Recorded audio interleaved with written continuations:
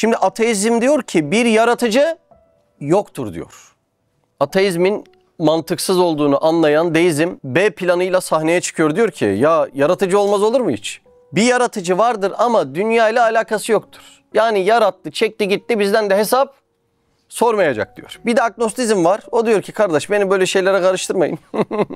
Allah var mıdır yok mudur bu bilinemez diyor. Şimdi bizim bugün ana konumuz deizm ve vazife meselesi. Ne alakası var? Birazdan ortaya çıkacak. Ateizm yıllar içerisinde o kadar mantıksız olduğu anlaşılmış ki popülaritesini kaybetmiş. Yani demişler ki kainatın sahibini inkar etmek mümkün değil. Gerçekten yurt dışında bu işlerden en uzak yabancı biriyle konuşuyoruz. O biri diyor ki ya mutlaka en azından bir enerji vardır diyor. Yani mutlaka o Big Bang'i herhalde anlamışlar. Onun bir tetikleyicisi olduğunu inkar etmek ya böyle fikir mi olur demişler. Öyle olunca da B planına geçmişler. B plan nedir?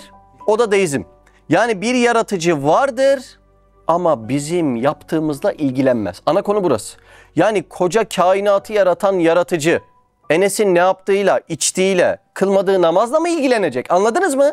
Deizmin vazifeden kaçmak için doğuş fikri olduğunu. Yani günahın altında ezilmemek için günahın olmamasını dilemek. Doğru mudur? Koca yaratıcı benim günahımla ne yapsın? Doğru mudur? Böyle. Bu deizmin önermelerini size söylemek istiyorum. Önerme mantıkta biliyorsunuz doğruluğu ya da yanlışlığı ispatlanmaya mecbur olan fikirlere önerme deniyor. Bu deizmin de önermeleri var. Kimileri Allah vardır ama dinler yoktur. Farkında mısınız? Ne kalktı yine? Mesuliyet kalkıyor, sorumluluk kalkıyor. Başka ne diyorlar bu füryada olanlar? Allah Azze ve Celle kainatı yasalara bağlamıştır. O ne demek? Yani yasaları kurdu kendi, çekti gitti, beni gözlemleyecek değil manasında. Yani insanları bağlayıcı bir şey yoktur. Allah insanın hayatına müdahale etmez. Yani onların kafasında ne var?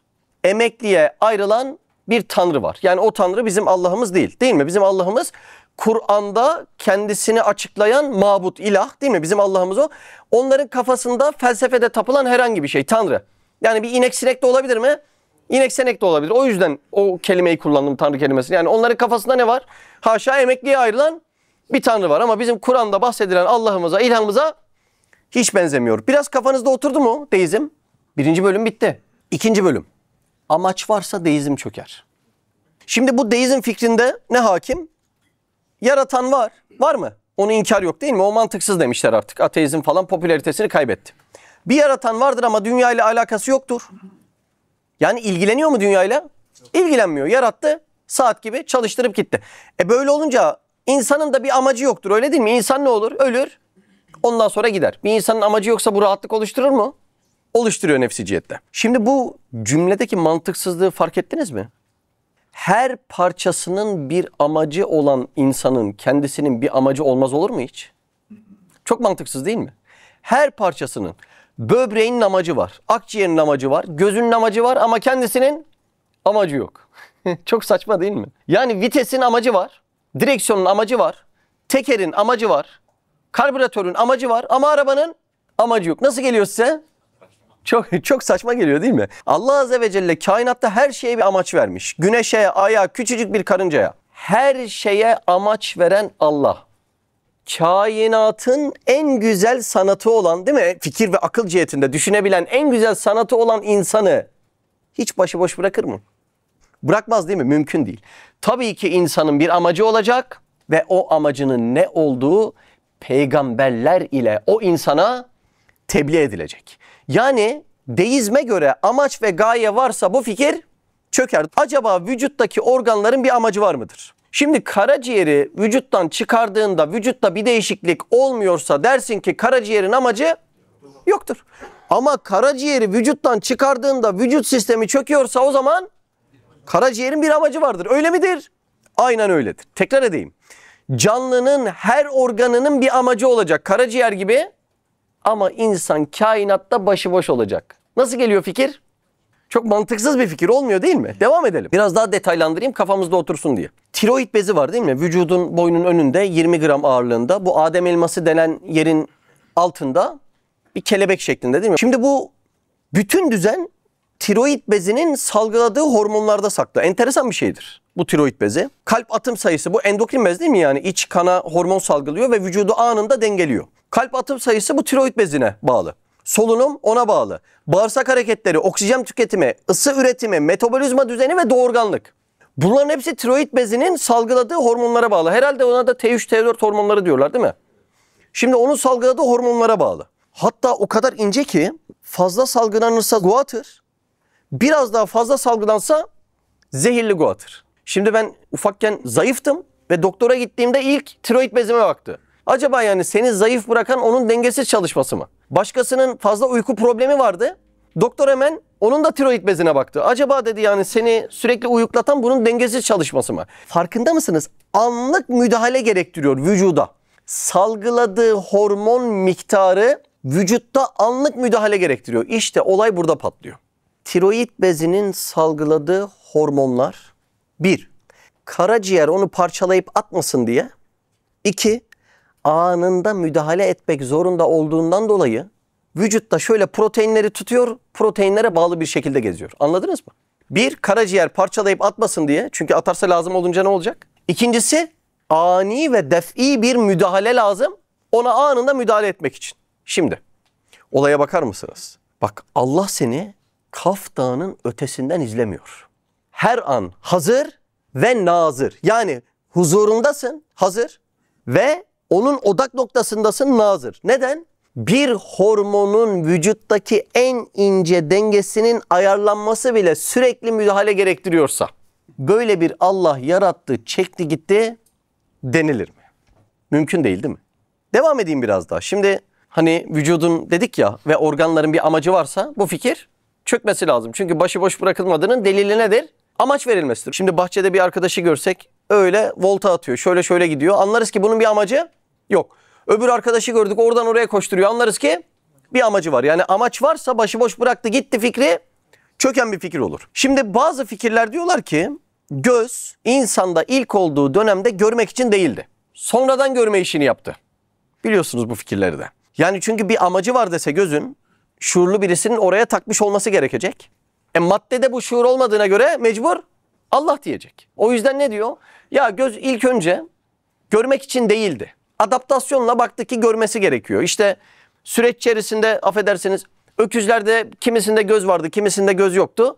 Avcılar onları avladığında gözü olmayan öküzler affedersiniz elendi. Gözü olanlar kaldı. Böylece o seleksiyondan elde kalan organlar ve hayvanlar neticesinde göz dedi ki en iyisi ben göreyim daha iyi olacak. Saçmalardan seçmeler. Dinlersen bu işte hikaye bu. Enteresan bir mesele. Göz gibi vazifeli bir şey acaba oraya kasıtlı konulmama ihtimali var mı? Gözün. Yani oraya kasıtlı konulmama ihtimali var mı? Size gözle ilgili ufak mesele anlatayım. Biz dahil memeliler sınıfının içerisinde tek gözlü bir varlık yoktur. Bu da insana bir soru sordurur. Bir ağız bir burun yeterken göz neden 2 tane? Ağzın bir tane yetiyor. Burnun da bir tane yetiyor. Göz neden 2 tane? Eğer insanda bir göz olursa derinlik hissini kaybeder. İstediğiniz bir zaman deneyin. Elinize 2 tane kalem alın. Birini böyle tutun, birini böyle tutun. Gözünüzün birini kapayın. Şöyle onları denk getirtmeye çalışın. Derinlik hissi kaybettiğinizden birbirine denk getiremeyeceksiniz. Yani 2 göz olmayıp tek göz olursa bu 2 boyut mu olur? Eğer 2 boyut olursa insan neyi kaybeder? Derinlik hissini kaybeder. Fotoğraflar ve filmler böyle midir? Böyledir. Mesela arkasına güneşi almış, elinde tutuyor gibi. Fotoğraf 2 boyutlu olduğundan derinlik hissi kayboluyor ya, o yüzden o hileyi verebiliyor. Pizza kulesini eğiyor gibi ayağını uzatmış, doğru mu? Nasıl yapabiliyor? Sen buradasın, pizza kulesi burada. O şekilde çekilen fotoğraf 2 boyutlu olduğundan derinlik hissi kayboluyor. O zaman demek ki gözün 2 tane olmasının sebebi, hikmeti süperpoze yaparak derinlik hissini veriyor. Burası çok enteresandır. Bu derinlik hissi matematikte sinüs teoremiyle ispatlanıyor. Yani yıldızların uzaklığını da böyle ispatlıyoruz matematikte. Belki duymuşsunuzdur. Şimdi bir üçgen düşün, 3 köşesi olan. Birinci köşe bu gözüm, ikinci köşe bu gözüm, üçüncü köşede uzaklığını anlamaya çalıştığım cisim. Böylece ben 2 gözüm sayesinde sinüs teoremi ile süperpoze yapıyorum. Yani üst üste bindiriyorum onları ve derinliği bu şekilde anlayabiliyorum. Nasıl? Yani bu tesadüfen olmuş, amaçsız. Öyle. Demiş ki böyle yapalım, böyle gitsin demişler. Şimdi olaya bakar mısınız? Araba kullanırken bir arabayı solladığındaki mesafe hissini düşün. Anlık tavırlar. Bir boksörün yumruk atarkenki tavrını düşün. Bu derinlik hissi bu kadar ani ve defi nasıl oluyor? İki gözün var olmasıyla. Şimdi sizce bu amaçsız oraya koyulan bir şey mi? Ne kadar komik meseleler değil mi? Üçe materyalizm diyebilirsiniz. Biraz tabii konular inceden bir ağır olabilir ama bir ölçüde anlaşılıyor değil mi dersin? Şimdi maddecilik var ya, aklın göze indiği. Bunun temel problemi nedir? Maddeciliğin. Yani aslında ateizmin bir şubesini anlatıyoruz değil mi maddecilik derken? Yapıları görür ama sanatkarı görmez. Materyalizmin en büyük problemi maddeyi görür. Var mı dünyada maddeyi görmeyen? Yok. Binaysa bina, pizzaysa pizza, kebapsa kebap. Maddeyi görür ama arkasındaki manayı bir türlü görmez. Yani yapıları görür ama ustayı görmez bir türlü. Şimdi bu inanılmaz bir çarpıklıktır. Binanın ustası var der ama hücrenin ustası yok der. Mantıklı oldu mu? Ya arkadaş çok basit önermeler değil mi? Binayı kuran var der ama ekosistemi kuran yok der. Bak şimdi mantıksızlığa bak, çok komik oluyor. DNA'daki programı görür ama programcıyı inkar eder. Ustası yok der bunun yani. Kainatın ince programda genişlediğini görür ama bunun bir yazılımcısı, programcısı yoktur der. Sanata bakıp sanatçıyı görmek sadece insana verilen bir özellik. Akıl gözüyle. Yani siz şu masaya bakaraktan mobilyacının özelliklerini söyleyebilir misiniz? Mermerden anlıyormuş. Çalışması kaliteli. Matematiği iyi. Ergonomik tasarımı var. Bunların her birisini tanımlaman için sanatçıyı görmene gerek yoktur. Ama bu materyalizm fikri gerçekten çok mantıksız. Ama gerçekten çok mantıksız. Yani arabayı yapan mühendisi inkar etmez. Ama mühendisi yapan Allah'ı inkar eder. Çok komik değil mi? Gerçekten. Süleymaniye'yi yapan Sinan'ı inkar etmez. Ama Sinan'ı yapan ustayı inkar eder. Allah Azze ve Celle'yi. Şimdi çok enteresan bir mesele. Bir yerde bir cinayet işlenir. Polis gelir, yerde yatan cesedi yani maktulü orada görür. O polis delillere bakaraktan faili bulamayabilir. Ama o delil ortadayken faili asla inkar edemez. Faili inkar etmek, olayı inkar etmektir. Masaya bakıp marangozu, binaya bakıp mühendisi. İnkar edemediğin gibi şu koca kainata bakıp Allah Azze ve Celle'yi inkar etmek mümkün değil diye artık herkes ittifakta. Bu noktada problem yok. O zaman geçelim 4. bölüme. Bunun kapıları kapandığından dolayı insanlara bir B planı lazım. Anladınız mı? Yani sanata bakacaksın, sanatkarı inkar edeceksin. Artık yani mahalledeki teyze bile güler buna. Öyle olunca buradan bir kaçış yolu lazım. Kaçış yolu da deizmde bulmuşlar. Demişler ki Allah yarattı, bıraktı, gitti. Saat gibi kurdu, işlere de karışmaz. Yani şunu diyor. Bina var. Sorun var mı binada? Ateizm ne diyordu? Usta yok diyordu değil mi? Deizm diyor ki usta da var. Ama usta işlere karışmaz diyor. Diyor ki program var. Programcı? Programcı da var ama programcı yazılıma karışmaz diyor. İşte deizm fikri bu. Bir düzenin devamlılığı için düzeni kuranın devamlılığı şarttır. Şu olduğum yerde topları çevirsem, topların çevrilmesinin devamlılığı için benim de devamlılığım şart mı? Şart. Beni ortamdan çektiğin anda toplar yere düşer. Ya gezegenler? Onların bu kadar nizam ve intizam içerisinde hareket edebilmesi için de bu sistemi kuranın devamlılığı şarttır. Buna nispeti kayyumiyet deniyor. Buyurun. Her şeyin Allah ile var olması demek. Buyurun, nispeti kayyumiyet deniyor. Bu devamlılığı sağlayan zatın sürekli olmak zorunda olmasına buyurun, nispeti kayyumiyet deniyor. Ben fikri tekrar hatırlata devam edeceğim. İyice derinleşelim. Kainatı yaratmış, saat gibi çalıştırmış, sonra da bırakmış gitmiş. Bu olamaz. Çünkü mahlukatın kendisini devam ettirebilecek bir gücü yoktur. Kainatta bir an nispeti kayyumiyet kesilse yıldızlar, gezegenler tesbih taneleri gibi düşer. Şimdi peki biz bunu neden fark edemiyoruz? Allah Azze ve Celle'nin kayyum olarak olmasının zorunluluğunu neden fark edemiyoruz? Buna da şiddeti zuhur deniyor. Duymuş muydunuz? Yani Allah Azze ve Celle o kadar hummalı bir şekilde yaratıyor, o kadar hummalı bir şekilde salisesine kadar müdahale ediyor ki biz olayları şiddeti zuhurundan göremiyoruz. Boşluklar bu yüzden gözükmüyor. Normalde bir floresan saniyede 50 kez kendisini kırpıp açıyor. Neden ben göremiyorum? o kadar şiddetli bu hareketi yapıyor ki ben oradaki boşlukları göremiyorum. Floresanın bu hareketine devam edebilmesi için elektriğin devamlı gelmesi lazım mı? Lazım. Bakın ampul çalışıyorsa, ışık veriyorsa Keban Barajı onun kayyumu demektir. Doğru mu? Değil mi? Keban Barajı elektriğini kestiği anda ben artık o ampulü o şekilde göremem. Mümkün değil. Şimdi sinema kameralarından sahneye gelen bir ışık var. Doğru mu?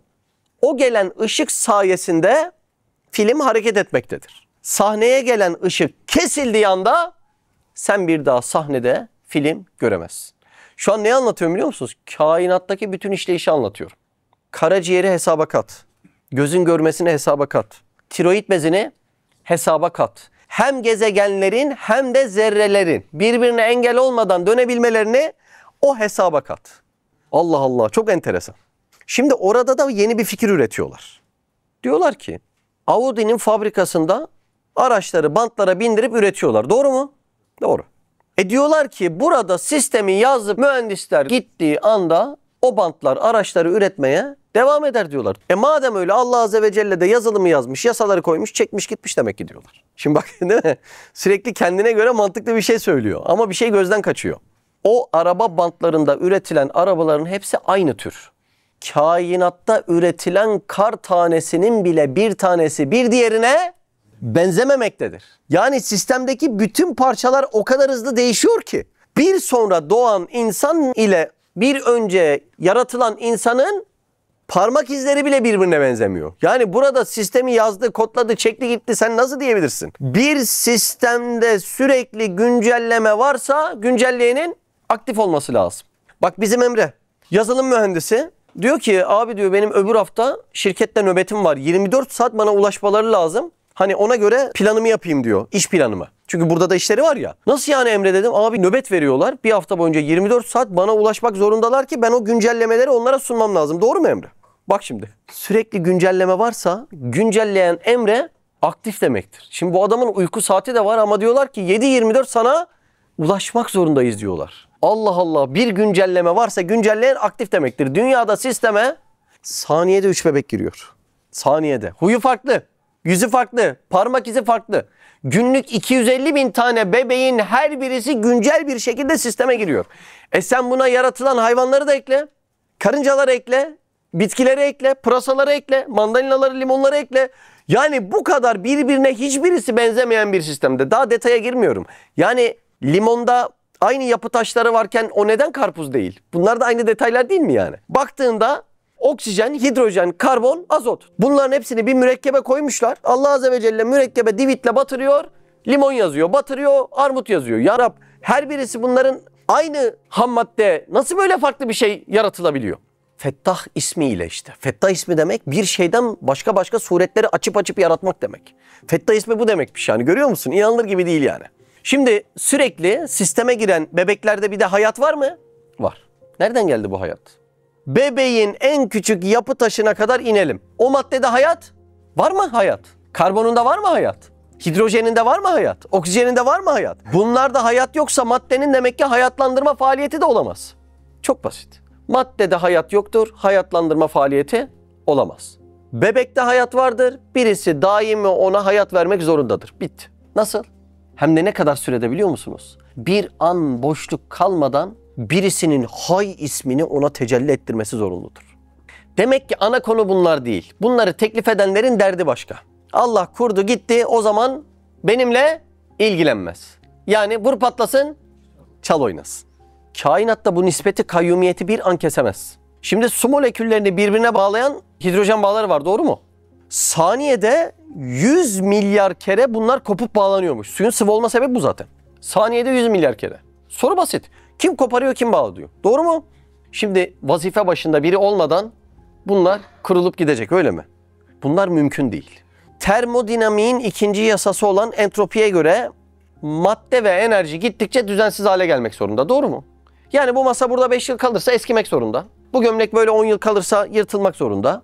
İşte bir ev yaptım köyde. Aradan 20 yıl geçti. Eskiyip tuğlaların yıkılması zorunlu. Yani sistem sürekli kendisini yiyen bir hale geçmek zorunda. Yani bu kainatta gözlemlediğimiz şey. Ama bakıyoruz ki kainatta öyle olmuyor. Sistem korunuyor. Madem kainatta devamlı sistem korunuyorsa bu ancak müdahale edeni gösterir. Çünkü bu sistem milyarlarca yıldır korunuyor. Hem sisteme müdahale etmesin hem de sistem korunsun. Mantıklı geliyor mu? Hiç mantıklı değil. Evet. 5'e geçtik. Buraya kadar teorik bilgileri anlattım. Bilinmesi gerektiğine inandığım için. Şimdi yavaş yavaş hakikate geçiyorum. 5. Koca Allah kainatta benimle mi ilgilenecek? İnsanı müstakil ele alınca maddeten değeri çok küçük. Doğru mu? Ekonomide değeri yok. Kasaptaki et daha pahalı. Yenir desen yenmez, içilmez, derisinden kemer yapılmaz, dişinden tesbih yapılmaz, saçından çorap örülmez. Hiç böyle varlık var mı kainatta? Yok yok. Yani mevcudattaki bütün varlıklar bizden çok daha faydalı, öyle değil mi? Yani insan maddesi itibariyle et, kemik ve kandan ibaret. Diğer mahlukatın her birisinin ekolojik dengede bir yeri var. İnsanı ekolojik dengeden çek, daha güzel çalışıyor. Yani bizim faydamızı geç, bir de sisteme zararımız var. Peki maddeten hiçbir kıymeti olmayan bu insanın kainattaki konumu nedir? Bir de ona bakalım mı? Bir de ona bakalım. Önce dünyadan bakalım. Dünyayla insanı kıyasladığında insan toplu iğnenin ucu gibi bile gözükmüyor. Doğru mu? Şimdi o dünyayla insanı bir kıyaslayalım. Dünyanın çapı 12.732 kilometre. 12.000. Mersin'den İstanbul'a 1000 kilometrede gidiyoruz. Düşün. 12.732 kilometre dünyanın çapı var. Sadece çapı bu. Güneş dünyadan 1.300.000 kat daha büyük. Bir de güneş girdi devreye. Şimdi biz az önce diyorduk ki insanla dünyayı kıyaslasan karınca gibi kalmıyor. Doğru mu? Bak çok enteresan. Bir de bu kainatta sadece dünya da yok. Güneş var. Dünyanın 1.300.000 katı büyüklüğünde devasa bir plazma topu. Yani dünya güneşin üstündeki lekelerden bile daha küçük. Dünya güneşin yanında karınca bile kalmadı. Şimdi koskoca güneş dünyadan 150 milyon kilometre ileride. Işığı bile buraya 8 dakika sonra geliyor. Doğru mu? 8 dakikada. Yani ben gökyüzüne bakıp güneşi gördüğümde o aslında 8 dakika önceki güneş. O malum, o şeyleri biliyorsunuz değil mi? Hani ışığınızı saniyede 300.000 kilometre. Şimdi tekrar hatırlatayım. Dünyanın çapı 12.732 kilometre. Jüpiter'in içine 1000 tane dünya sığıyor. Jüpiter'i alışveriş sepeti gibi düşün. Hanım da demiş git bir alışveriş yap Beypazar'dan. Gidiyorsun içine 1000 tane. Ya 1000 tane elma sığmaz değil mi alışveriş sepetine? 1000 tane dünya sığıyor. Güneşin içine 1300 tane Jüpiter sığıyor.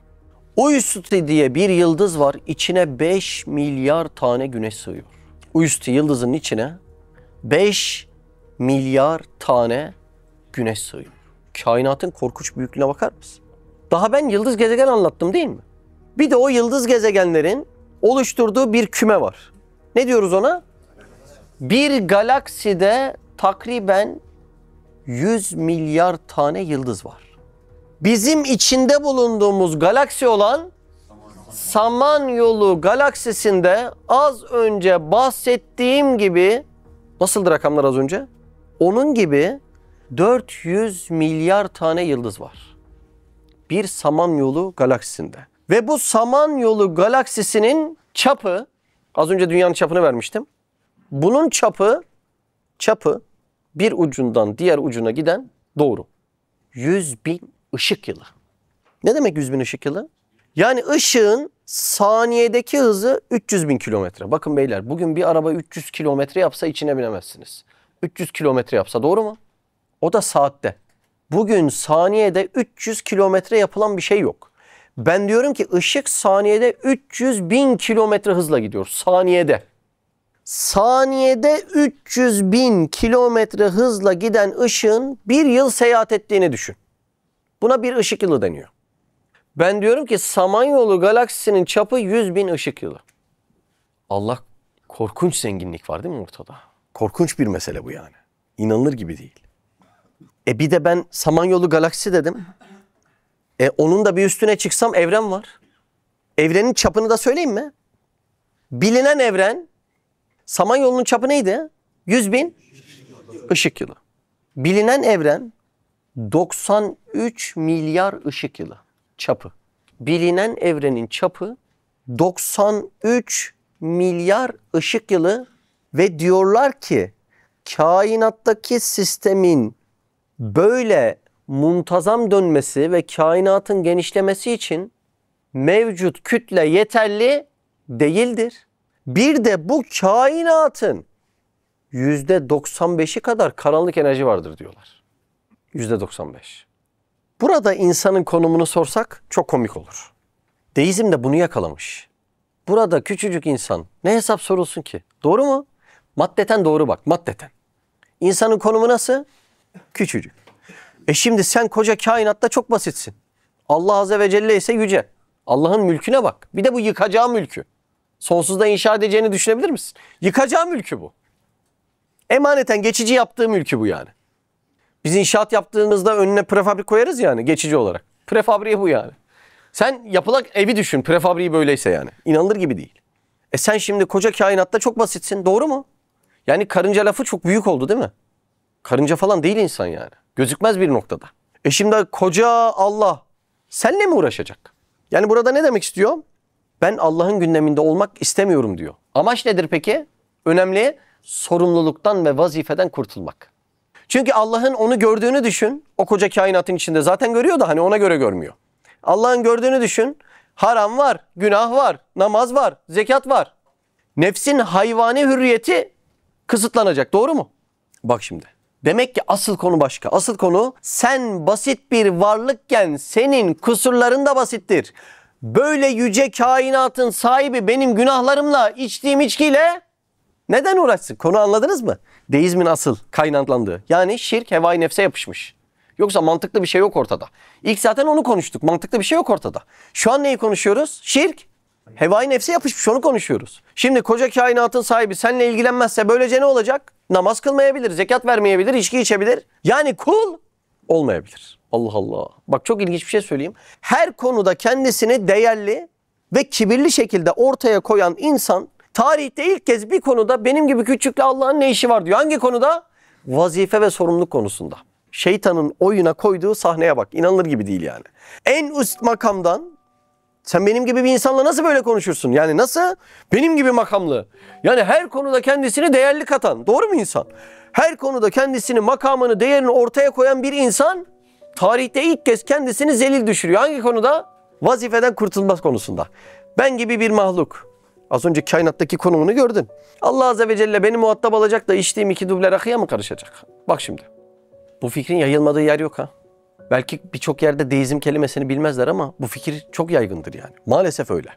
Bizde de aynı mesele var. Yani bizde de hizmetin içinde var bu fikir. Arkadaş dışarıda şehir inşa etmiş. Buraya geliyor ya bir vazife almaya geldik verin de bir çay dağıtalım. Hemşerim dışarıda memleket inşa etmişsin. Buraya gelince mi çay dağıtacaksın? Aynı mesele. Vazifeden kaçmak için o riyanın en kötü şubesi ve en gizli şubesi olan o gizli enaniyete, boynunu eğerek gizli enaniyetin altına saklanıyor. Aynı mesele. Allah sana bir kabiliyet verdi mi? Verdi. Verdiği kabiliyetin yansımasını nerede okuduk? Dünyada. Dünyada ne yapıyorsan burada da onu yapacaksın. Bir pazarlamacı düşünün. Çok insanın kahrını çekiyor demek. Çok insanı birbirine organize ediyor demek. Dışarıda 100 tane insanın kahrını çekip organize ediyorsan burada da 100 tane insanın gönlüne girebilecek, onlara bu hakikatleri anlatabilecek, organizasyonları kurabilecek bir dil geliştirmek zorundasın. Bu kabiliyeti sana bu yüzden vermiş. Yok biz burada ne yapalım? Biz burada çay dağıtalım. Ya çay içe bir hal olduk. Herkes çay dağıtıyor. Yani bu fikir farklı kisvelerde, kıyafetlerde dışarıda da var, köyde de var, şehirde de var. Buranın içerisinde de var. Şeytanın inanılmaz bir aldatmacası. Şimdi aynı kişi devam ediyor. Diyor ki koca kainatın sahibi benim içtiğim içkiyle mi ilgilenecek değil mi? Ana konu buydu. Fikre bak. Odada bir karınca olsa akşama kadar sen ne yiyip ne içtiğini takip eder misin? Etmezsin. Ben kainatta karınca kadar bile değilim. Sen karıncayı takip etmezsen Allah beni niye takip etsin? Nasıl fikir? Çok güzel değil mi? Sen karıncayı takip etmesen Allah da beni takip etmez. Yani koca kainata bak bir de küçük cismine bak. Mantıklı gibi duruyor değil mi? Bedenen insanın küçüklüğünü vazifeden kaçmak için şeytan mükemmel kullanıyor. Bedenen ve cismen insan küçük mü? Gerçekten küçük. Maddeten küçük mü? Küçük. Gerçekten küçük. İnsanın maddeten küçüklüğünü şeytan vazifeden kaçmak için kullanıyor. Tekrar edeyim bizde de var aynısı. Ya biz kimiz yani? Biz kimiz ki? Hiçiz ki. Biz gibi adamdan ne olur ki? Dışarıda panter gibisin aslanım. Buraya gelince ne oldu? Boynun büküldü. Allah Allah. Olaya bakar mısın? Aynı mesele ha. Aynı mesele. Allah Azze ve Celle'nin bir insanla ilgilenmesini ne engelleyebilir ki? Kudreti mi yetmez? Haşa. İlmi mi yetmez? Haşa. Vakti mi çok gider? Haşa. O zaman bir daha sorayım. Allah Azze ve Celle'nin bir insanla ilgilenmesine ne engel ki? Nuraniyet sırrı diye bir sır var ki bütün engelleri kırıp geçiyor. Bir mumun 10 aynaya yansıması mı daha zor, 1000 aynaya yansıması mı? Hiçbir şey fark etmez ki. İstersen 1 milyon ayna getir, o mum hepsine yansır. Ne sırrı? Nuraniyet sırrından dolayı. Bir güneş Ağrı Dağı'na nasıl vuruyorsa zerreye de o şekilde vurur. Zerreyi ararken yoruldum. Ağrı Dağı'na ışığımı vururken yoruldum diye bir cümle söylemez. Hangi sırdan dolayı? Nuraniyet sırrından dolayı. Eğer güneş dağlara vururken zerreye vuramıyorsan nakıse olur güneşin ışığında. Yani noksanlık olur, eksiklik olur. Şimdi Hac suresi 73 sinekten bahseder biliyorsunuz. İnsanlar da bayılır o cümleyi söylemeye. Koca Allah uğraşa uğraşa sinekle mi uğraşacak? Duymuşsunuzdur değil mi? Az önce bahsettiğim kainatı yaratmakla sineği yaratmak aynı kolaylıkta ise ister sinekle uğraşır, ister gezegenlerle uğraşır. Doğru mu? Hangi sır? Nuraniyet sırrı. İnanılmaz bir mesele ya. Düşün, bir zat düşün. Galaksileri yaratmakla sinek yaratmak aynı kolaylıkta. Bir kün feyekün emri. Kün emrini veriyor, galaksi kün emrini veriyor, atom kün emrini veriyor, sinek. Böyle bir zatın sinek yaratmakla galaksi, gezegen yaratmak arasında hiçbir fark yoksa sinek yaratmadaki teşekkür hakkını da başkalarına bırakmaz. Çok marifetli aşçılar vardır. Bak o tantuniyi ben yaptım der. Büyük şey, bunu anlarsın. Ama turşuyu da ben kurdum der. Devam eder. O limon da benim bahçemden, bilgin olsun der. O kadar marifetlidir ki masadaki hiçbir şeyin teşekkürünü başkasına bırakmaz. Neden bırakmaz? Gücü yettiği için bırakmaz. Allah'ın insanla ilgilenmesine engel ne var ki? Gücü mü eksilir? Haşa. Vakti mi azalır? Haşa. Senin için bardak kaldırmak ile masa kaldırmak arasında fark vardır. Ama Allah için zerre sinek yaratmak ile Ağrı'dan yaratmak arasında hiçbir fark yoktur. Öyle olunca istediğiyle ilgilenir. Allah Allah. Biz şimdi unutuyoruz. Allah gerçekten bize şah damarımızdan daha yakın. Allah'ın benim yanımda olması diğer varlıkların yanında olmasını engellemez. Allah'ın başka şeyin yanında da olması benim yanımda daha az vardır demek değildir. Allah tamamen benim yanımdadır. Aynı zamanda başkalarının da yanındadır. Aynı zamanda günah işleyenlerin de yanındadır. Velev onlar kabul etmese bile. Hangi sır? Nuraniyet sırrı. Evet. 6. Cismi küçük ama vazifen büyük. İşte deizmin düştüğü hata burada. Maddesine bakarak basit der. Doğru mudur? Doğrudur. Ama kendisine vazife itibariyle bakmayı unutur. Sen madde itibariyle basitsin ama vazife itibariyle yeryüzünün sultanı sensin. Güneşler senin için oraya konulmuş. Yıldızlar senin için gökyüzünü süslemiş. Halı gibi çiçekler senin için serilmiş. O pınarlardan akan sular senin için.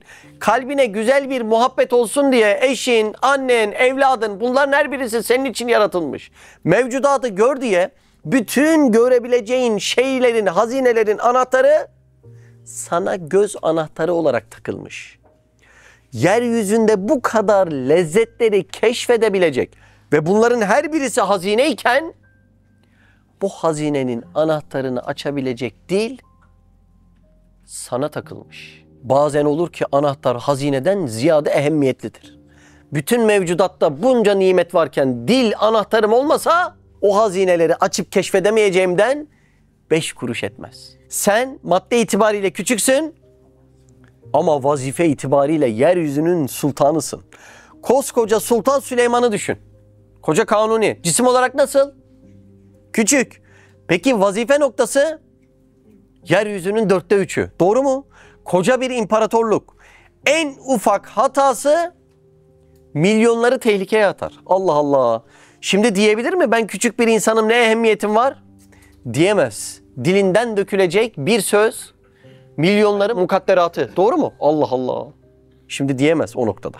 Şimdi insan bunu çok istiyor. O yüzden bu hata, tekrar edeyim.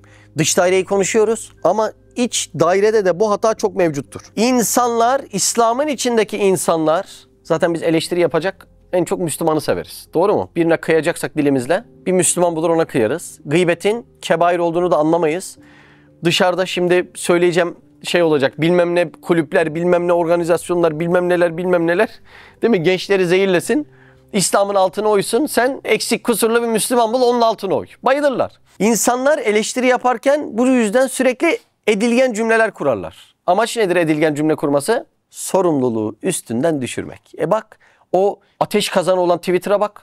Aynı cehennem gibi. O ona bir şey, o ona bir şey, o ona bir şey. Aynı adamın yapıp yapmadığı noktasında biraz tahkik etsen, tahlil etsen oturduğu sandalyeden ömründe daha kalkmışlığı yok değil mi? Ama sürekli vazifeyi başkalarından bekliyor. Neden böyle yapıyor? Kendi sorumluluğu üstünden düşsün diye. Ortada bir iş vardır ama bu işi başkası yapmalıdır. Fikir bu. Sürekli ağızdan çıkan cümle ne? Şu yapılmalı, bu yapılmalı. Hiçbir Müslümanın başka Müslümana karşı bu cümleyi kurma hakkı yoktur. Çünkü hiç kimse bu hizmetlerde seyirci olarak vazifelendirilmemiştir. Madem onun göremediği eksiği görüyorsun, sana gösteren hikmetsiz birisi değil. Koca Allah. Gösterdiyse yap diye göstermiştir. Öyle mi? Allah Allah. Demek ki sen sana malum edilen o eksiği yapmak ile mükellefsin. Sahabenin iman ettikten sonra ilk cümlesi ne oluyor? Şimdi bize hangi vazife düşer? Sahabenin iman derinliğini anlıyor musunuz? Tertemiz bir iman. Tertemiz. Yeryüzünde nasıl sorumlu ve görevli olduklarını anlayabilecek temizlikte bir iman. Biz yıllardır okuyoruz da üstümüzdeki pasları ne ara atabileceğiz bilmiyorum. 7. Yapmamak suçtur. Deizmi konuştuk teorik olarak. Daha sonra amaç varsa çöker dedik. Hani başıboş bırakılma diye bir şey olamaz. O manaları konuştuk. Devamında biraz materyalizmi anlattık. Bina var, usta yok. Sonra dedik ki deizm daha enteresan konuşuyor. Bina var, usta var ama usta işe karışmaz dedik. Bunu da konuştuk. Sonra bunları konuştuktan sonra dedik ki asıl konu bu değil.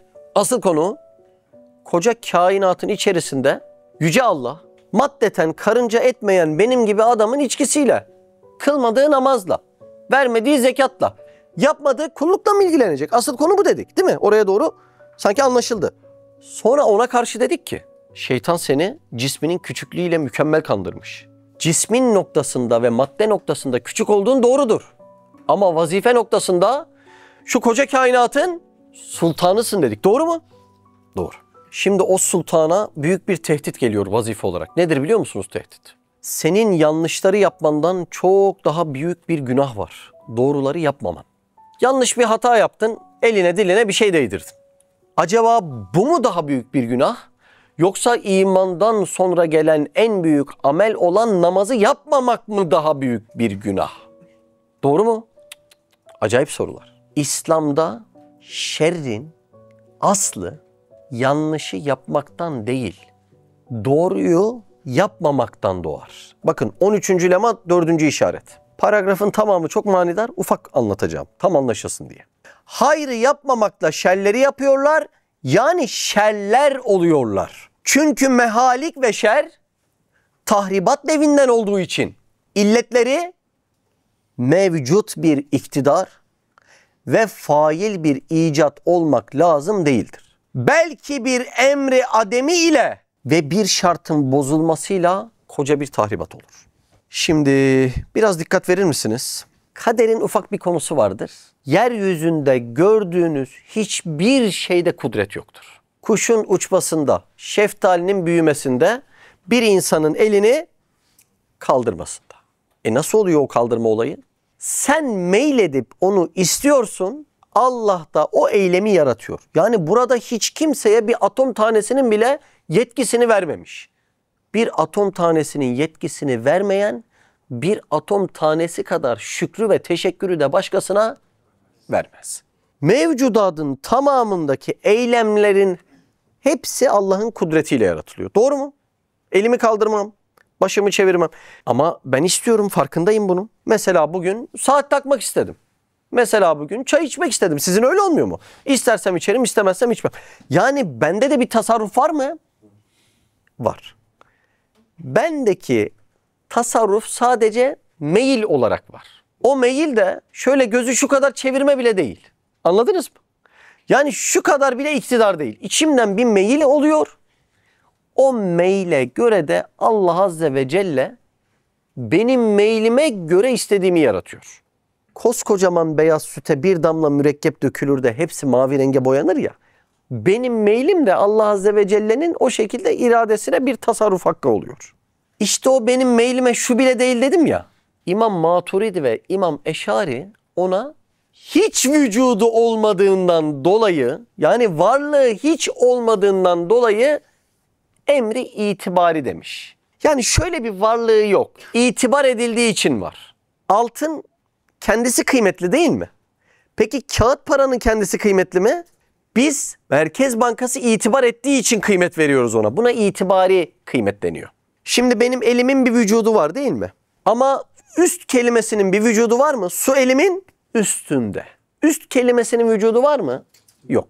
İşte koyduğum için üstünde olduğundan buna itibari deniyor. Su şimdi elimin altında. Alt kelimesinin vücudu var mı? Yok.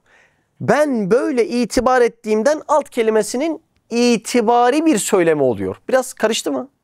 İnsanın madem iktidarı ve iradesi az önce bahsettiğin meyil kadar, yani emri itibari kadarsa, böyle bir insan nasıl şer günah işleyecek arkadaş? Oldu mu? Koca cehennemle tehdit ediliyorum. Yetkim ne kadar? Küçücük bir meyil. Soru anlaşıldı mı? İnsanın madem iktidarı şöyle gözü çevirmek kadar bile yoksa, ya bu kadar iktidarsız bir insan nasıl sevap günah işleyecek o zaman arkadaş? Olur mu böyle bir şey? Nasıl işliyor biliyor musunuz? Şerrin aslı yapmakta değil, yapmamakta olduğundan. Yani şerrin aslı meyletmemekte olduğundan dolayı yapmayarak çok büyük günahlar işliyor kul. Tekrar edeyim. Şerrin aslı ve hakikisi yanlışı yapmaktan değil, doğruyu yapmamaktan doğar. Şimdi yolda gidiyorum, araba, direksiyonu bende, elimi biraz gevşettim, araba rampalara vurdu, taklalar attı, parçalandı. Arabanın içerisinden sağ çıktım, arabanın yanına geçtim ve dedim ki ya nasıl kudret uyguladım ki arabayı havalarda takla attırdım, doğru mu? Doğru değil ki, ben mi vurdum arabaya? Elimle ben mi havaya kaldırdım? Şöyle bilye gibi atayım da 20 takla atsın diye ben mi dedim? Demedim. O zaman ben arabaya ne kadar kuvvet uyguladım? Hiç. Demek ki burada senin ademi olan durumun kazaya sebep oldu. Nedir o? Bir şeyi yapmamakla şerre sebep oldum. Direksiyonu düzgün kullanmamakla. İnsan demek ki irade ile şer yapmaz. Terk ile şer yapar. Anladınız mı? Orada doğru olan dikkatimi verip direksiyonu sabit tutmamdı. Doğru olanı terk ettiğim anda ortaya inanılmaz bir şer çıktı. Şimdi vereceğimiz örnek tam oturacak inşallah. 2021 Mart ayı Süveyş kanalı krizini hatırlıyor musunuz? Bir tane gemi var, Ever Given isimli. Golden sınıfı bir konteyner gemisi. Mısır'daki Süveyş kanalına oturdu bir hafta. Mısır'daki Süveyş kanalı dünya ekonomisinin %12'sini oluşturuyor. Dünya ekonomisini. Bir hafta o kanalın kullanılamaması 10 milyar doların üstünde zarar demektir. Bir hafta kullanılamaması. Şimdi kaptan oturttu mu Süveyş kanalına? Oturttu. Şimdi ne kadar zarar var? 10 milyar doların üstü. Bak böyle bir para yok yani. İnsanı tehdit et, böyle bir parayı kullanamaz. İnanılmaz rakamlar. 10 milyar doların üstü zarar var. Allah Allah. Şimdi ben bu geminin kaptanını yakalayıp hesap sorsam. Kaptan da dese ki ya ne kızıyorsun hemşerim, ne yaptık ki? Altı üstü 15 dakika dümeni bırakıp dinlendim. Şer burada senin yaptığında değil, yapmayıp terk ettiğinde. Sen ne yaparsan yap, bu kadar büyük bir yapmamanın şerrini ortaya koyamazsın. Ya ne kızıyorsunuz ya? Altı üstü 15 dakika dinlendik. Kesin maaşımdan bitsin. Maaşını değil seni kesseler yine bitmez. Doğru mu? Bir haftalık karşılık 10 milyar dolar zarar. Nasıl şer işledi? Dümeni sağa sola çevirip her yere vurarak mı şer işledi? Hayır. Cümleye dikkat. Vazifesini terk ederek şer işledi. Bir Müslüman kulluğu anlamadığında ahirette karşılaşacağı yıkım inanılır gibi değil. Vazifeyi anlamıyorsun. Düşün yani. İnanılmaz bir mesele. Ve vazife noktasında sen o gemiden daha ağırsın. Allah Allah. Şimdi bir insan o geminin çalışanlarının maaşına bakarak en üst rütbeli hangisi anlar mı? Anlar. Bir insan o geminin ceza listesine bakarak şunu yaparsanız bu ceza, bunu yaparsanız bu ceza. Cezanın para karşılıklarına bakarak gemideki en üst rütbeli kim anlar mı? Anlar. Yani biz ceza ve mükafata bakıp geminin kaptanı kimdir anlayabilir miyiz? Anlarız. Şu yeryüzünde insandan başka cehennemle tehdit edilen, cennetle mükafat verilen bir mahluk daha var mı? Peki mükafatın bu kadar yoğun, cezanın bu kadar şiddetli olması gösteriyor ki ben bu geminin kaptanıyım arkadaş. Doğru mu? Allah Allah, olaya bak, olaya. Mükafat ve cezanın büyüklüğü vazifemin büyüklüğünü gösteriyor. Yoksa şu koskocaman gezegenlerin içerisinde karınca kadar yeri olmayan bir insan. Evet, cisim olarak küçüksün ama vazife olarak sen o geminin kaptanısın. Gemide çok çalışan var. Maddeten yan yana dizdiğinde çok farkları yok değil mi? Kilosu, derisi, diş sayısı, boyu posu var mı çok fark? Çok farkları yok. Madde olarak her birisi ucuz ve küçük. Ama vazife itibariyle kaptan hepsinden önde gelir. Temizlikçi 10 gün vazifesini terk etse en fazla gemi kirlenir. Ama kaptan 10 dakika vazifesini terk etse 2021 Süveyş kanalı krizi ortaya çıkar. 10 milyar dolardan fazla zarar. İnanılır gibi değil ya. Eğer senin nazarında kainattaki kaptanlık vazifen küçükse demek ki sen küçüksün. Yoksa böyle bir vazife asla küçük olamaz. Allah Allah. İnsan vazife olarak yeryüzünde kaptan. Yeryüzünde bütün mevcudat, sineği, böceği, güneşi, ayı, her birisi bu geminin sakinleri. Senin en ufak bir hatanla her birisi davacı olacak. Dağlar, yerler, gökler, sinekler, böcekler. Mesela vazifeni yapmamakla. En zor soru bu zaten. Allah Azze ve Celle'nin bana takdir ettiği vazife bir kağıtta, kitapta, programda yazıyor mu? Dışarıda yazmıyor, içeride yazıyor. Benim fıtratıma yazmış. Gel de bu mektubu oku. Zor olan bu olduğundan dolayı insanın içerisinde nefis biliyorsun kafirdir. Nefis bir de bunun yanında deisttir.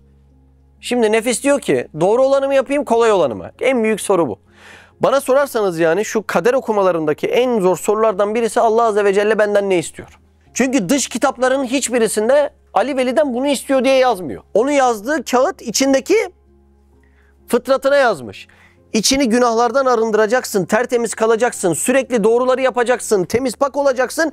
O içindeki fıtrat parşümeni o kadar güzel okunacak ki bir ilham ile ve sevk-i ilahi ile Allah benden bu vazifeyi istiyor diyeceksin. Yoksa biri evliya, asfiya, mukarrabin dese ki haşa ve kella size mi kaldı ümmeti kurtarmak? Hayır, onlar fıtratlarındaki vazifeyi doğru okudu ve kendilerini yapmaya mecbur bildi. Yapmadıklarında kaptanlık vazifesinin düşüp ahirette ne hesap vereceklerini çok iyi bildiler. Oldu mu? Oldu. Bir Muhammed Baudi Şah-ı Nakşibend, bir Abdülkadir Geylani Hazretleri, bir İmam Gazali Hazretleri, Said Nursi Hazretleri. Şimdi bunlar Allah Allah. Demek ki fıtratlarındaki emri kağıdı çok iyi okumuşlar. Tertemiz kalmışlar değil mi? Allah Allah, inanılır gibi değil ya. İnanılır gibi değil. Demek ki sorsak bu dünyaya ne olmaya geldin? Doktor, öğretmen, mühendis, fırıncı. Ya bunlar değil, bunlar değil. Onlar dünyada kalacak. Ahirete giden doktor yok. Doktor olarak ahirete giden yok yani. Bunlar dünyada boş kalıp sıkılmayalım diye Allah Azze ve Celle'nin itibari olarak verdiği meslekler. Biz de bunlara yanlış itibar ettik. Asıl vazifemiz olan kulluğu öğrenmeyi çok arka planlara attık. Allah Allah. Çıldırtıcı olan ne biliyor musun? Şu manayı bilmeden giden var. Bak çok enteresan. Yani vazifesini yapmadan değil, daha vazifesinin olduğunu, bu manayı bilmeden giden var yani. Çok acı bir durum. Vazifesinin ne kadar yaptığından hesaba çekilecek ama daha vazifesini bilmiyor. Çok çıldırtıcı bir durum. Şu manayı bilmeden göçüp gitmek. Çok acı bir durum. Çok acı. Çok acı. Evet. Risale-i Nur. Vazife meselesi nasıl ama? İnsana hiçbir kapı bırakmıyor değil mi? Asıl şerin yapmamakta olması nasıl? Unutmayın 13. lema 4. işaret. Çok önemli yer. Şimdi 23. sözü işliyoruz. 23. söz 2 mepastan oluşuyor. Birinci mepas 5 cihette imanı anlatıyor. İkinci mepas ise 5 cihette insanı anlatıyor. Doğru mu? Biz şimdi o ikinci mepasın 4. nüktesindeyiz. Aslında bu 4. nükteyi 2'ye böldük. Yarısını bir önceki derste yaptık. İnsanın acizliğini anlattık. Diğer yarısını bu derse böldüm çünkü insanın hamuru çamuru acizlik değil mi? Ama sadece o kadar değil demek için bu dersi böldüm. Senin aslında acizlik ve fakirlik var ama vazife noktasında tefekkür ve şefkat, öyle mi? Aciz, fakr, şefkat, tefekkür. Vazife noktasında tefekkür ve şefkat, kulluğunu bulabilmen için olmazsa olmaz 2 tane önemli mesele. O yüzden dersi 2'ye böldüm. Yoksa insan sadece acizlik bölümüne bakıp boynunu bükse, bana ne vazife düşecek dese eksik kalacaktı. O yüzden de 4. nükteyi 2'ye böldüm. Bunun anahtar kelimesini biliyorsunuz zaten. Vazife ve deizm. Değil mi? Buyurun başlayalım. Bismihi Subhanehu. 23. söz, 2. mebhas, 4. nükte. Hem deme ki ben hiçim, ne ehemmiyetim var ki bu kainat bir hakimi mutlak tarafından kasti olarak bana teshir edilsin, benden bir şükrü külli istenilsin. Koskoca kainatın sahibi dilimden dökülecek şükrü mü bekliyor? Soru bu. Koca kainat sahibi benim ne kıymetim var ki benim dilimden dökülecek şükrü mü bekliyor? Soruyu anladınız değil mi? Aslında o küllü şükrü de bir önceki derste acizlik olarak veriyordu. Buyurun devam edelim. Çünkü sen çendan nefsin ve suretin itibarıyla hiç hükmündesin. Kainattaki konumumuzu hesapladığımızda ne kadar değer biçersin insana? Hiç dersin. Yani madde olarak gerçekten insan hiç mi? Hiç. Ama şeytan bunu vesvese olarak kullanıyor. Ya sen hiçsin, senin yaptığın ettiğinle mi koca kainatın sahibi ilgilenecek diyor. Çok profesyonel değil mi? Allah Allah. Ama burada şimdi ne diyecek biliyor musun? Madde olarak hiçsin ama vazife olarak çok büyüksün. Bir genel kurma ile onbaşının rütbelerini sökerek yan yana koy. Madde olarak farkları var mı? Yok. Belki onbaşı daha genç olduğundan ondan daha güçlü bile olabilir değil mi? Peki rütbelerini geri takalım. Madde olarak aynılar. Vazife olarak aynılar mı? Onbaşı bağırsa çağırsa insanları etrafına toplayamaz.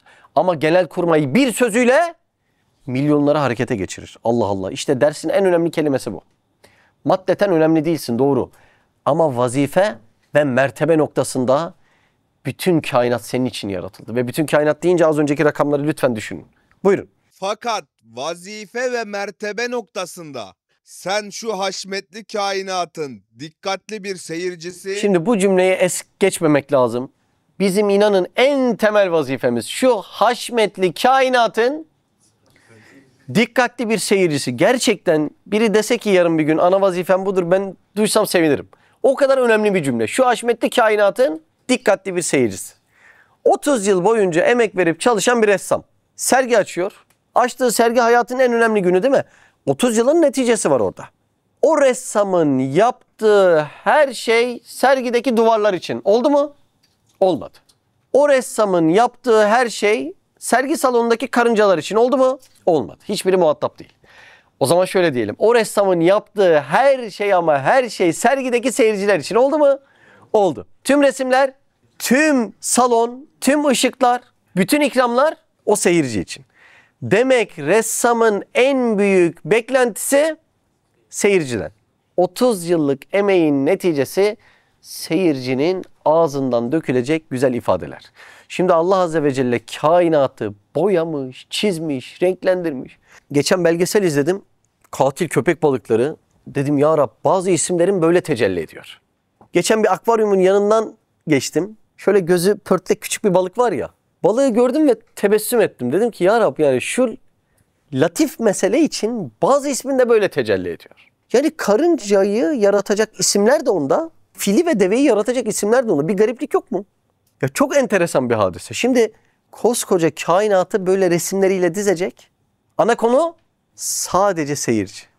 Bu serginin en kıymetli parçası seyirci. Çünkü bütün masraf seyirci için yapılmış. Seyirci ormana, mangala gittiğinde sadece pişirdiği etle ilgilenip Allah'ın yarattığı sanatlarla ilgilenmezse bu cinayetin hesabını o seyirci veremez. O yüzden o cümle çok önemli bir cümle. O cümleyi bir daha söyleyip devam eder misin? Sen şu haşmetli kainatın dikkatli bir seyircisi. Çok güzeldi değil mi cümle? Evet. Şu hikmetli mevcudatın belagatlı bir lisan-ı natıkı. Sen varlığın konuşan dilisin. Evet. Ve şu kitab-ı alemin anlayışlı bir mütalacısı. Mütalaa ne demek? Okuyup anlamaya çalışmak değil mi? Kainatın mütalacısı kim? İnsan. Kainat kitabının mütalacısı insan. Kitabın kıymeti muhatap iledir. Doğru mu? Muhatap yoksa kitabın kıymeti yoktur. Bir ahıra çok güzel kütüphane yapalım mı? İçine de en güzel kitapları koyalım. Olmaz. Neden? Çünkü onları anlayacak muhatap içinde yoktur. Demek ki muhatap kitaptan önce gelir. Demek ki Muhatap kitaptan önce yazılır. Öyle mi? Şimdi biz zannediyoruz ki önce kitap yazıldı. Halbuki biz kainat kitabından evvel yazıldık. Manen en evvel, vücuden en ahir. Öyle mi? Allah Allah, çok enteresan. Efendimiz Aleyhisselatü Vesselam da öyle.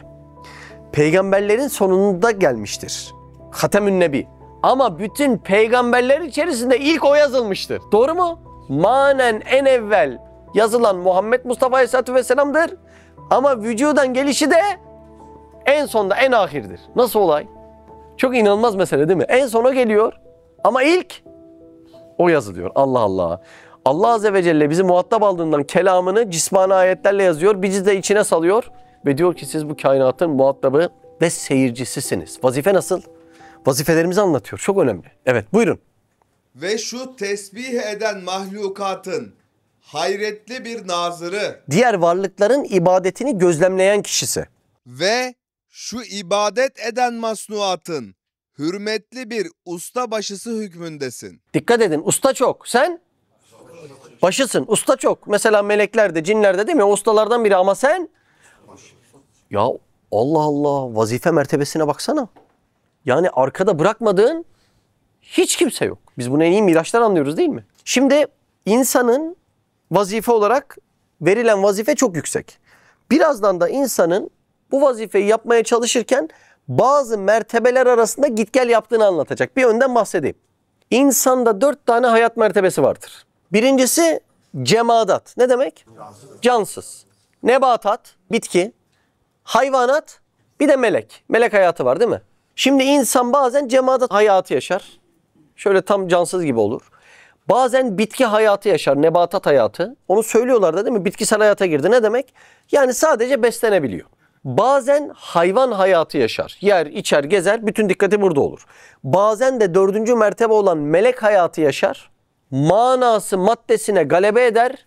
Namazdan aldığı lezzeti bütün kainattan alamaz. Şimdi onu anlatacak. Buyurun. Evet ey insan, sen nebati cismaniyetin cihetiyle Anlaşılıyor. Evet. ve hayvani nefsin itibarıyla Evet. Seni cisim ve nefis olarak ele alırsam küçücük kalacaksın diyecek. sagir bir cüz, Yani küçük bir şey. hakir bir cüz'i, fakir bir mahluk, Fakirsin yani. Cesedini aldığında elde bir şey yok. zayıf bir hayvansın ki bütün dehşetli mevcudat-ı seyyalenin dalgaları içinde çalkanıp gidiyorsun. Zaten deizmin fikri buradan geliyor değil mi? Ceset olarak basitsin. Başıboş çalkalanıp gidiyorsun. Buna ne deniyor biliyor musunuz? Yani abesüyün deniyor. Duymuş muydunuz?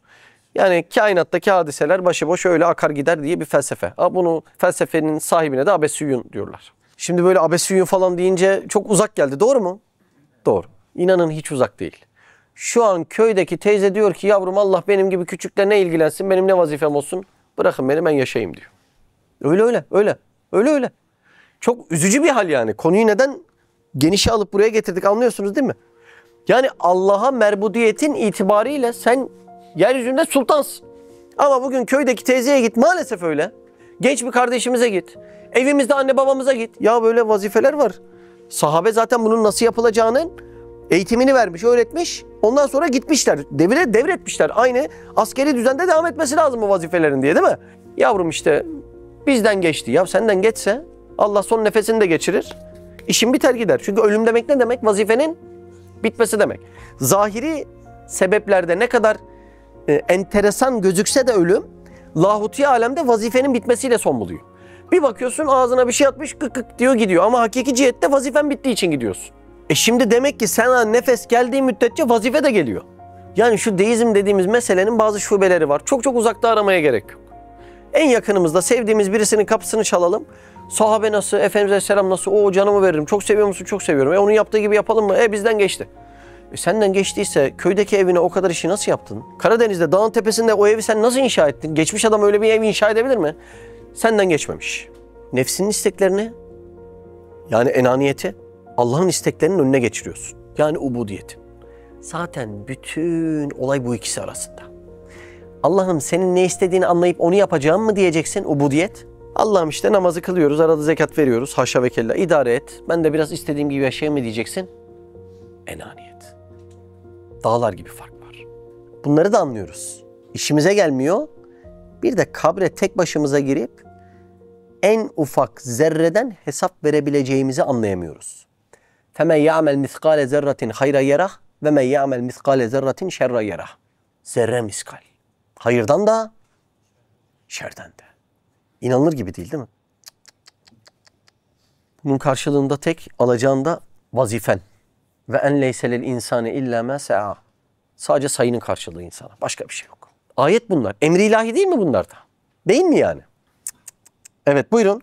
Fakat muhabbeti ilahiyenin ziyasını tazammun eden, imanın nuruyla münevver olan, İslamiyet'in terbiyesiyle tekemmül edip, insaniyet cihetinde Yani konuyu aslında vazifeye getiriyor değil mi? Cesetten, cisimden çıkarıp vazifeye getirdi.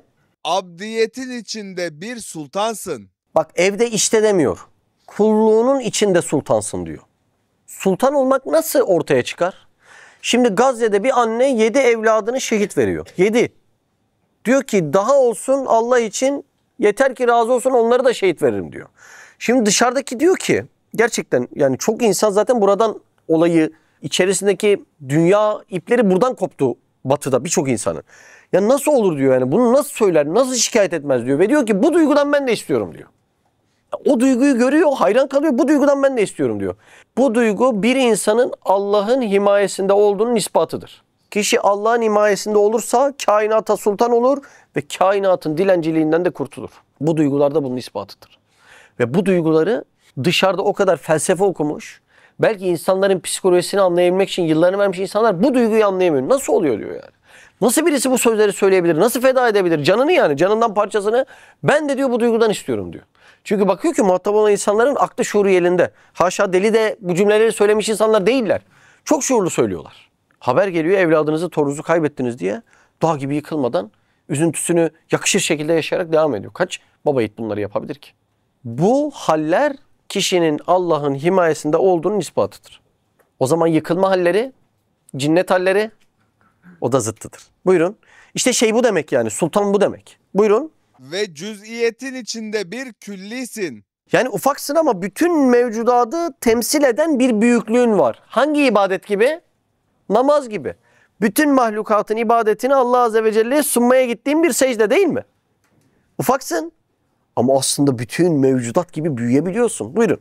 Küçüklüğün içinde bir alemsin. Ya alemsin ne demek ya? Küçüksün ama alem. Yani ceset olarak küçüksün ama vazife olarak alemsin ya. Mükemmel ifadeler değil mi? Ceset olarak küçüksün ama vazife ve mertebe olarak alemler geride kalıyor senin yanında ya. Bir gün dedim de bir ablayla konuşuyorduk. Sen dedim çocuğunu uyandırıyor musun sabah namazına? Dedi ki ya ben şimdilik kıyamıyorum, uyusun dedi yani. Çocuğuna kıyamayarak sen asıl kıydın. Öyle mi? Çocuğuna kıyamayarak asıl kıyıyorsun. Şimdi alem dediği neymiş biliyor musunuz alem dediği? Alem dediği kayısı çekirdeği. Şimdi bir kayısı çekirdeği toprağa ekilip uyanmazsa şöyle bir odun parçası. Yediniz değil mi kayısı çekirdeğini kırıp? Malatyalılar bilir. Kırarsın çok güzel çekirdekleri yersin, doğru mu? Yani uyanmamıştır o. Kurutmuşsundur, kırıp yersin. Bir kayısı çekirdeği toprağa girip uyanmazsa küçücük odun parçası. Tadı da bu kadar işte. O aynı kayısı çekirdeği toprağa girse ve uyansa milyonlarca meyve demektir. Bak şimdi. Yani sen çocuğunu sabah namazı toprağına ekmediğinde kayısı çekirdeğinin odun parçasına bırakıyorsun. Toprağa ekseydin milyonlarca olacaktı. Şimdi orada bahçıvana gitsen sen bu kayısı çekirdeğini böyle kurutma, odun parçası bırakma. Sen bunu toprağa ek desen, bahçıvan da ben buna kıyamadım dese, sen çekirdeğe kıyamayarak aslında kıyıyorsun. Yani ağaç olması için toprağa ekmiyorsun ve milyonlarca meyve oluşturmuyorsun. Çekirdeğe asıl kıymak budur. İnsan kendisine acıyor, vazife almıyor değil mi? Ya o kadar yol geliyorum ya. Ya yorgun yargın geliyorum, görmüyor musun? Ya bana da yazık değil mi? Senin kendine acıyarak toprağın altına koymaman kendine asıl kıymandır. Orada enteresan mantık. Ortada bir vazife olsun, insan başkasına bırakır. Ya ben yapmayayım, başkası yapsın diye. Ortada külçe altınlar olsa insan kapmak için, değil mi? Can havliyle saldırır. O videolarda var ya, yolda bir para görüyor adam, hemen ayağını basıyor böyle. Sonra bir etrafı kesiyor. Sonra ne yapıyor? Hemen alttan alıyor. Yani ortadaki vazifeler külçe altınların ötesinde bir değer sana katacak. Yani bu hiç kimseyi ilgilendirmeyen seninle Allah arasındaki bir alışveriş. Ama vazifeni anladığında gelecek bunlar. Nasıl olur da sen bu külçe altınları ben yapmayayım başkası yapsın? Ben vermeyeyim başkası versin. Ben insanları toplamayın, başkası toplasın. Ben şimdi yemek hazırlamayın, başkası hazırlasın. Sen Allah için bunları yaptığında kendi ahiretin. İşte burada ihlas problemimiz var. Ben ve Allah arasındaki ilişkiyi göremeyecek kadar topluma indirgemişiz. İhlas problemimiz var burada. Anlıyor musunuz? Sen orada kendini acıyıp kıymayarak aslında kendine kıyıyorsun. Çünkü çekirdeği toprağa koymadın, ağaç olmadı, çekirdeğe kıydın gitti. Peki ben bir tohumu toprağa atmazsam, yani kıyarsam, netice ne olur? Bakın netice ne olur? Mesnevi Nuriye Habbe'de geçiyor. Eğer o kalp çekirdeği böyle bir terbiye görmezse ne demek? Toprağa gireceksin, su, güneş değil mi? Onunla buluşacaksın, kabuğunu yırtacaksın. Eğer o kalp çekirdeği böyle bir terbiye görmezse, kuru bir çekirdek kalarak nura inkılap edinceye kadar ateş ile yanması lazımdır. Çekirdeğini kurutursan yanıp kül olursun. Bu kadar. Buyurun devam edelim. Anlaşılıyor değil mi? Cismin küçük, vazifen tarifsiz, yani şu derste anlatılabilecek değil. Evet. Ve hakaretin içinde Hakaret dediği zayıf, perişan hal. öyle makamın büyük ve daire-i nezaretin geniş bir nazırsın ki Şeyi anlıyor musunuz Yunus? Yani ana konuyu anlayınca her yer oraya gidiyor. Hakaret cismine söylüyor değil mi? Zayıf, ufak diyor. Öyle makamın büyük, vazifene söylüyor. Bütün cümleler öyle değil mi? Cismine söylüyor, vazifene söylüyor. Yani ana konuyu anlayınca nasıl örülüyor değil mi? Buyurun. benim Rabbi Rahim'im dünyayı bana bir hane yaptı. Ay ve güneşi o haneme bir lamba ve baharı bir deste gül ve yazı bir sofrayı nimet ve hayvanı bana hizmetkar yaptı. Ve nebatatı o hanemin zinetli levazımatı yapmıştır. Dünya güneşten kopmuş gaz parçası. Allah mayı hale getiriyor, sıvı hale. Hepsi sıvı kalsa ben nerede oturacağım? Öyle olunca katılaştırıyor. Dünyanın her yeri demir gibi katı olsa ben nasıl yaşayacağım? Bak. Biraz sıvı, biraz toprak, biraz demir.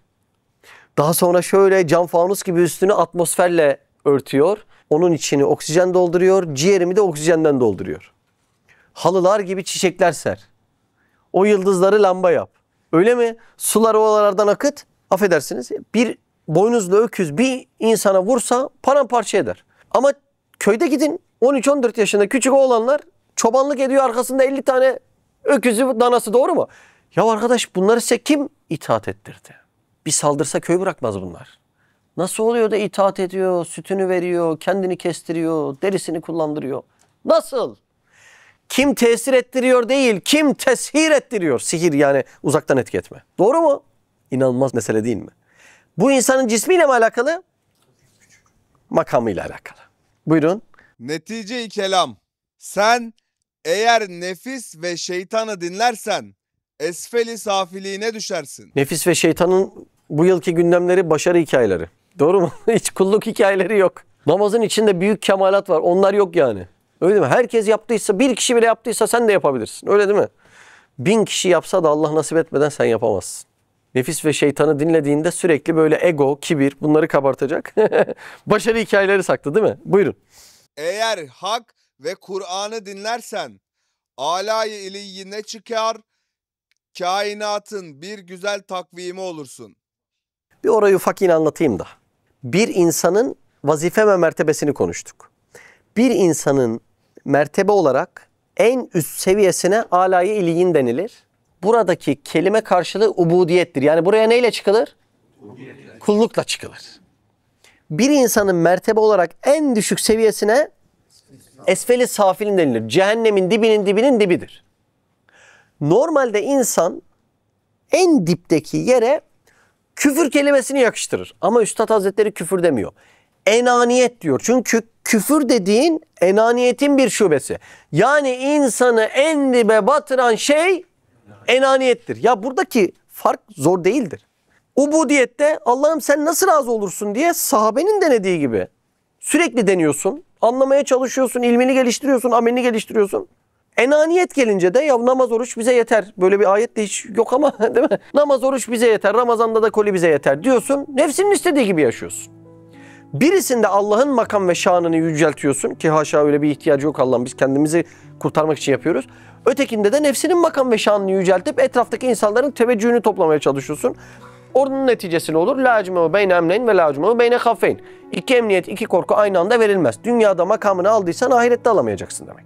Makamlar anlaşıldı mı? Burada insanın alayı iliğine çıkarken en güzel hale gelmesine kabiliyet olarak, ilim olarak, bilme olarak, namaz olarak hepsinin toplamı. Ya bir menemen düşün, çok parçalardan oluşan en güzel menemen oluyor. İnsanda da çok parçalar var ya, o parçaların her birisinin illeti tamme olarak en güzel hale gelmesine ahsen-i takvim deniyor. Takvim kıvam, ahsen en güzel. Yani insanın geleceği en güzel kıvama buyurun, ahsen-i takvim geliyor. Ahsen-i takvimin Türkçesi şu: Allah bu kulunu böyle görmek istiyor. Nasıl? Öyle mi? Allah bu kulunu böyle görmek istiyor. Bakın kainatta her şey bunun için. Kainatın yaratılması bunun için, namaz bunun için, oruç bunun için. İnsan deneye deneye, bunun yolu sürekli denemek. İnsan deneye deneye orada kıvamını bulup Allah'a muhatap ve müteveccih olabilirse siz o insanın cennetteki durumunu düşünün. Sonsuz olarak Allah'a muhatap olmak ne demek onu düşünün. Ama buradaki en zor soru şu: kolay olanı mı tercih edeceksin, doğru olanı mı tercih edeceksin? Çok zor bir soru. Doğru mu? Kolay olanı mı tercih edeceksin? Hiç mücadele etmeyeyim, geçeyim işten eve, evden işe. Yoksa doğru olanı mı tercih edeceksin? Allah'ın fıtratına yazdığı senden beklentilerini okumaya mı çalışacaksın? Çok zor bir soru değil mi?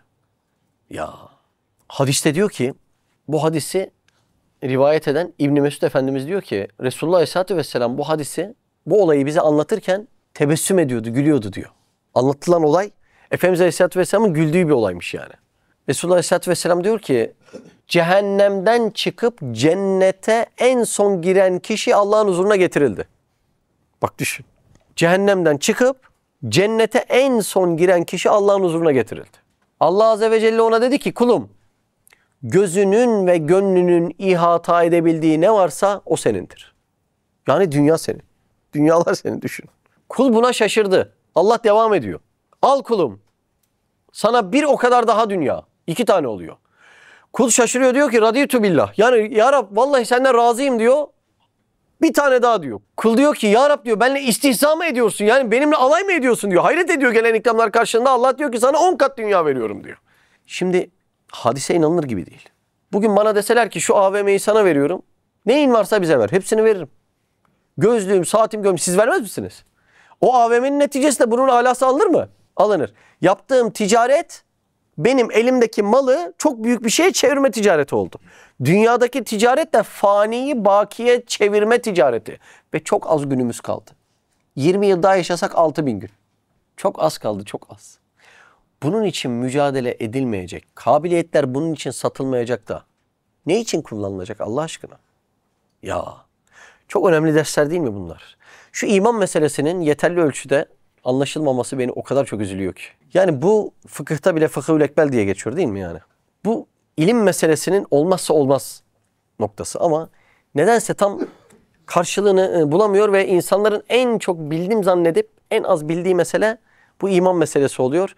O yüzden de ruhlar bir türlü beslenip tatmin olmuyor. Yani çok isterdim şu derslerin iman meselelerinin önemini, zaruratını ve aynı Mekke dönemindeki gibi Efendimiz Aleyhisselatü Vesselam'ın tebliğ olduğunun hissedilmesini çok arzu ederdim. Evet. Subhaneke la ilme lena illa ma allamtena inneke entel alimul hakim ve ahiru davan enelhamdülillahi rabbil alamin. El Fatiha.